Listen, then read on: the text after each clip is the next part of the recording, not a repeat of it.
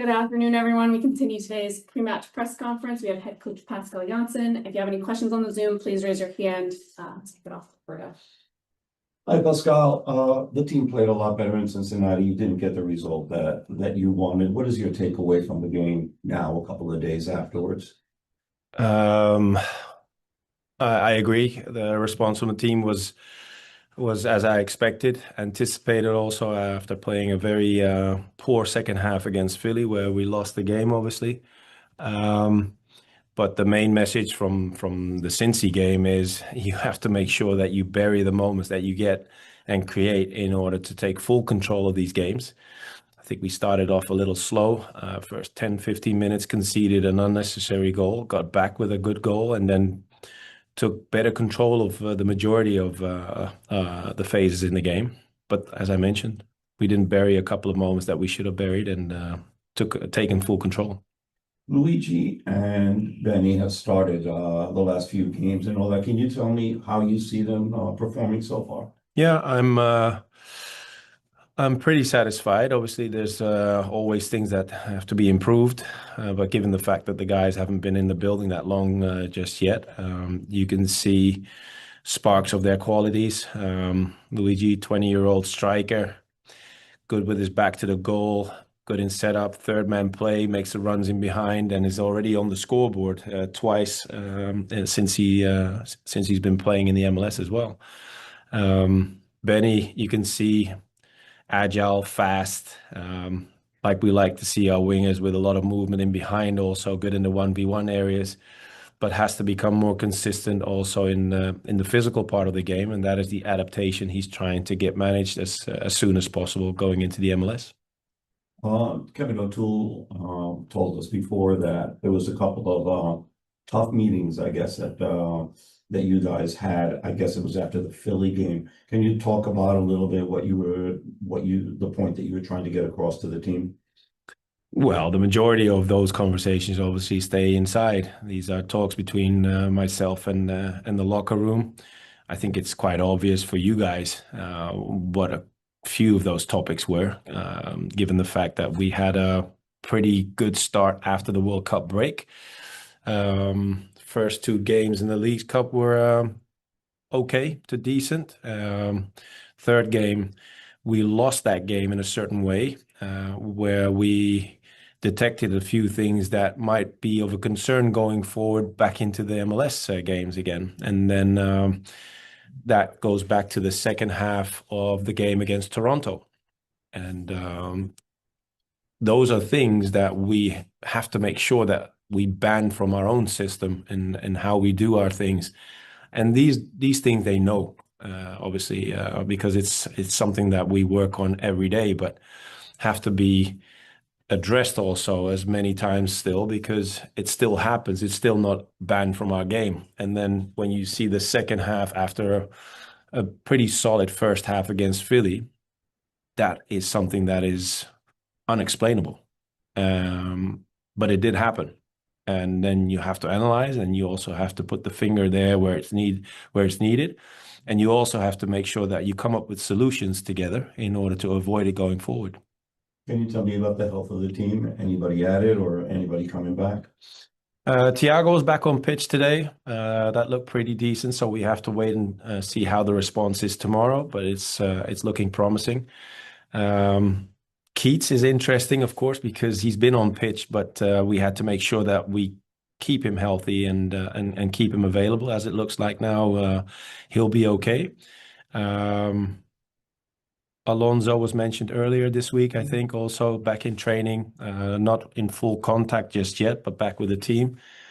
Raul is back. No, it's the guys that have been off pitch a little bit longer. Guys like the Aussies and Maxi Morales, Drew, those kind of guys have to wait a little bit longer still. Hannes? Yeah, that's a strange one because we have to look at Hannes day by day. It's a strange sensation he has in his foot. And like I said, every day it feels a little different. Sometimes he has a very good day and he thinks he's closer. And then the next day it's like it's back to the beginning again. So we'll have to wait. On to the Zoom. Let's go with Chris. Hey Pascal, Chris Campbell from the outfield. Just following up on availability. You mentioned Keaton managing his minutes. What about Yeah. Benny and Luigi? Yeah. How are they doing fitness wise? Yeah, they're making good progress. Obviously, we still have to manage them, unfortunately, but that is something we anticipated also with them coming to this project because they came off a different season. So with Benny, he's in his 6th week, if I'm not mistaken now, which is something you can compare with the European schedule as well. So he should be in and around 90 minutes now, but we had to be very creative to get him to this level, and I think that will be something that is still on our radar for a short period of time. Michael, Ander? Pascal, it's Mike Ander from Blue City Radio. Hi, Mike. Hi. I'd asked Kevin the same question as a player, but from a coach's perspective, curious to hear your opinion with the trying to work players like Benny and Luigi into full game fitness. Is playing games every third day better, or would you rather have more time for recovery and where you could do more structured fitness rebuilding? Yeah, well, it's obviously it's the second part of your comment. That is always more structured, and you have a better overview in order to get these things done. But that is not the reality. The reality is that the MLS is in full in season after the World Cup break, that is. So that was the only break we got in order to help the players get into their best rhythm. But obviously, if you have a 6-week or a 5-week preseason program and structured to get the players into full health, that's always better. But it is the current reality, and that is something that we have to deal with, and that's what we're doing. Mike, you got another one? Yes, please. Pascal, you often talk about breaking the season up into blocks. Curious relative to Leagues Cup, where you put those 3 games, because you had 3 obviously before Leagues Cup, after the World Cup, and then the 2 most recent. Yeah. How do you factor the Leagues Cup, and how would you grade that most recent block? Yeah, well, what we do is we split up the games predominantly from the MLS and take the Leagues Cup or the Open Cup as part of the conversation. So we're just in and around that 6 games mark. And if you see how we came back from the World Cup break, I think you can all acknowledge the fact that we started pretty well. And from the 2nd game Leagues Cup until now, we've been struggling a little bit, and that is something we're trying to control and make sure that we keep it under control so we can be more consistent in our performances. But in that whole spectrum, like we discussed earlier, you have to deal with players that have different scenarios coming into the team, and that is also my job or our job in order to manage that the best way we can. Chris? Hey Pascal, Chris Campbell from the outfield again. 1 goal in the run and play in the last 4 games. What needs to improve there? I'm sorry, again? The team has just had 1 goal from the run of play in the last 4 matches. What needs to improve there? No, yeah, that's a little unfair. If you look at the run of games that we've played in the Leagues Cup, we scored multiple goals. It is a fact that we have scored 2 goals against Philly. So and this is a goal that we scored in Cincy. So I'm not sure what the question is, to be fair. Chris, can you just repeat it one more time, please? Yeah, just that there, aside from penalty kicks or corner kicks or set pieces, the team has just scored the 1 goal. So just curious as if you're seeing anything the team needs to improve in terms of a ball movement or anything else to improve that. No, that is absolutely no point of concern. What I think you have to realize is that scoring goals from set pieces is part of the game. And obviously, Luigi could have put 2 away against Cincy from open play in the previous game. But any goal in any game will create a different situation in a game and allows you to either score more from open play or even score more goals from set plays. We don't put any label on how we score. We just want to score and win games, obviously. Any more questions on the Zoom? Chris, you got another one? Sure, one more. Pascal, to open the season, the team was defending corner kicks with just a few bodies in the box and really set up to possibly spring on the counter. The team kind of moved away from that. I asked you back in May, and you mentioned that really it was kind of opponent dependent. But since then, we still haven't seen that look. Is that something that the team has just moved away from? Have teams just kind of figured out in terms of how to set up against it? Can you elaborate on that? No, it's like you already touched on in your question. That is something that is in our toolbox, and we use it when we think we should be using it. So whenever we prepare a game and we expect certain scenarios, this is a scenario that we might be able to use in a game, but it doesn't mean we use it every game or we've moved away from it. It's just part of our game plan whenever needed. Good afternoon, everyone, and welcome to today's pre-match press conference ahead of our match against New England on Sunday. Today we have defender Kevin O'Toole. If you have any questions, please raise your hand. Roberto? Hi, Kevin. It's got to be frustrating for the team. Obviously, losing 4 in a row. Team played a lot better in Cincinnati. Didn't get the result that you guys wanted. What's the mental state of the team going into the game against New England? Yeah, I think the mental state is there's too little time to get bogged down and feel sorry for ourselves. We've got another game on Sunday, a really important game against a team that's ahead of us in the table, and it's a massive opportunity to set things right and to go and earn 3 points. So that's the mentality right now. We've had a good couple of meetings, a good training session today to set us off on the right foot, and yeah, we're definitely going to show up and obviously we're as hungry as ever to make sure we set it right. Can you share what was said in those meetings, or part of what was said in those meetings that you said were positive? Yeah, I mean, we had some tough conversations after the Philly game. I think, the message was everyone kind of needs to look inward and look themselves in the mirror and figure out, how we're going to improve as a team. I think the collective buy-in and intensity in the Cincinnati game was an improvement from the Philly game and in the way we play, but it's still not enough. So yeah, it just requires more from everyone in order to set things right, and that's the way we're going to dig ourselves out of this. The team's allowed a lot of goals from 75 minutes on. Is there anything in particular that you guys see or can address to put an end to that?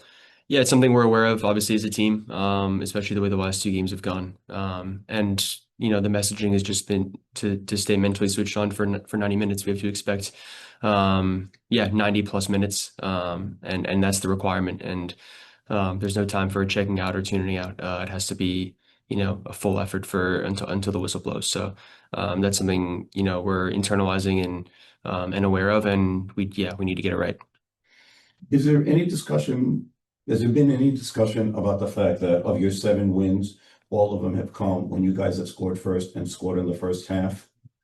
I wasn't aware of that stat, but we talk about the importance of earning the first goal. It's something that we stress a lot in our discussions. Then again, on the flip side, if we can see that first goal, we need to be more resilient and better at clawing our way back into games.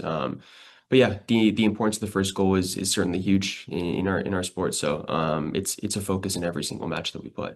And last one for me, you return to your usual position, starting at left back. How did that feel? Yeah, it felt good. My fitness feels much better. I think physically I'm coming along well at this point.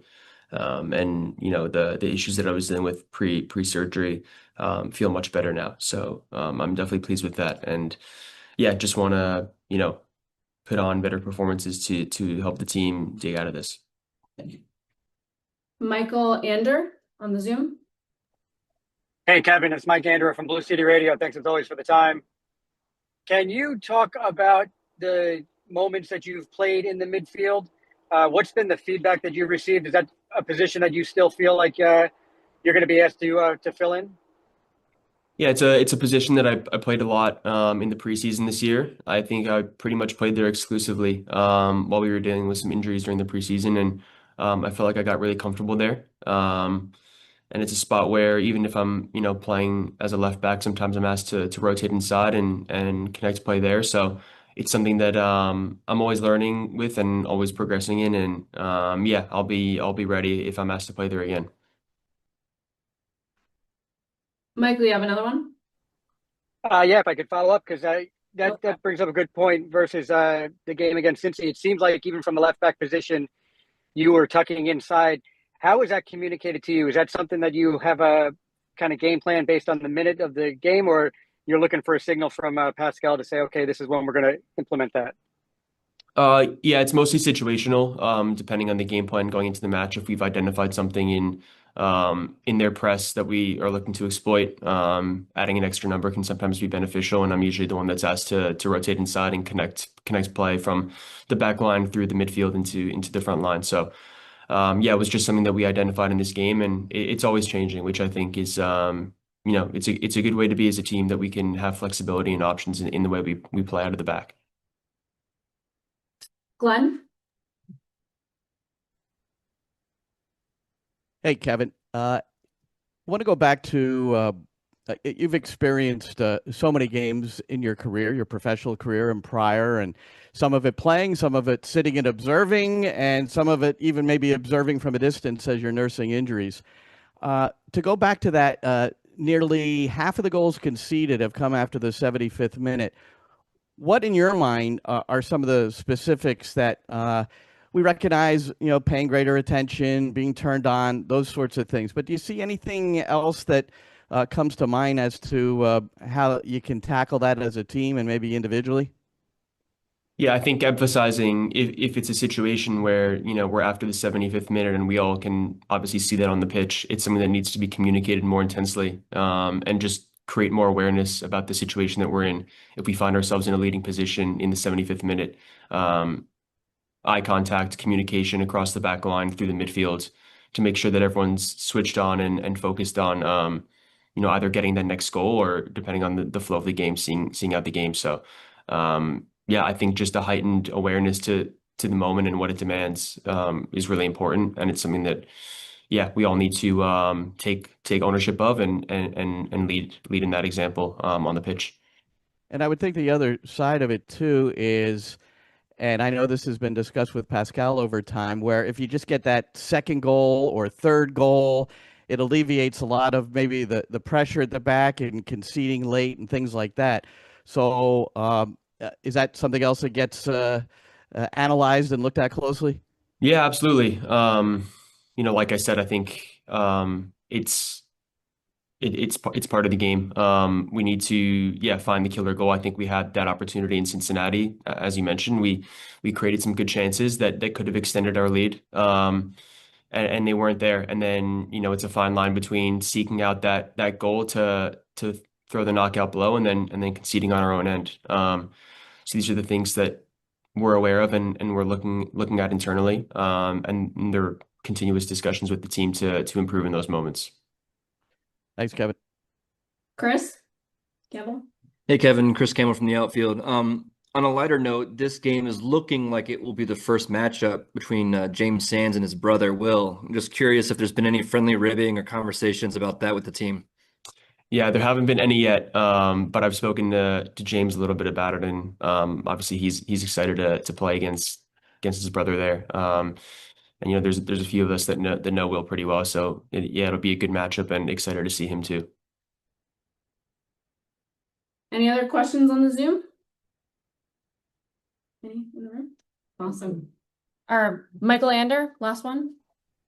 Yeah, sorry, Kevin, you mentioned coming back from the injury. I'm curious, as a player, which is more beneficial as you're trying to work back to your fitness? Is it playing games in a midweek, or having a full week of training where you could recover and then spend a full week of training preparing to build up the fitness for the next week?